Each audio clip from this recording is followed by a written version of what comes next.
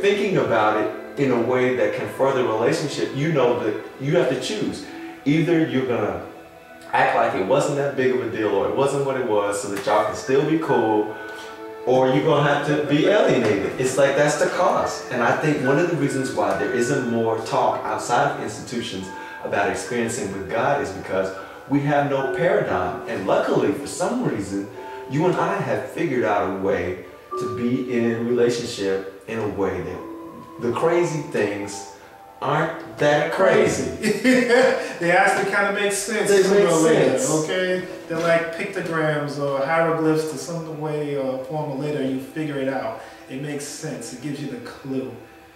I've been estranged by my family and friends since, so I say, coming out, letting people know that I'm a priestess or high priestess or healer or psychic, or just a person who has the intuitive nature and force to see and feel for others, and as well as guide them. It's hard telling people who don't grow up with you over X amount of years that you come to a clairvoyancy of life where this is what I am, I'm comfortable with it, and when you tell them, they wasn't ready for it. When they see you now, it's a different story. You know, it's not the same, you know, hugs and kisses you normally would have felt if I had not revealed this information to them.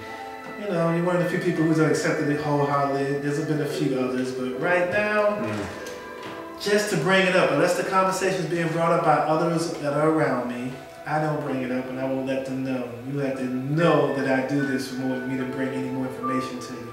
And for those who do believe, I'm glad they're on the bandwagon, they understand what's going on, but I just don't want the other aspect that comes along. Oh yeah, I believe you. So, when I'm gonna get my $1 million ticket, or can you give me a lottery number, or can you do all these other things that really not what the purpose of my job to do with them, you know what I mean? There are such things as luck.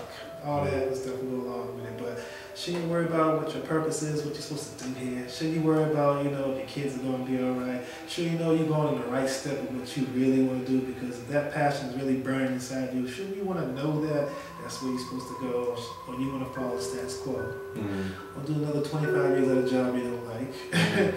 Or just sit there and just look outside the windows looking like that kid you were saying, like, oh, get your mind out the box. Right. Which will get your body out the box. Get your heart out the box. And once that bad boy start breathing at full capacity, sucking in all the air and knowledge you can, man, please. We are the sun and stars of the next galaxy and generation, which are the kids that we look at now. Looking up. They're looking up at the skies, but sooner they can look up at us.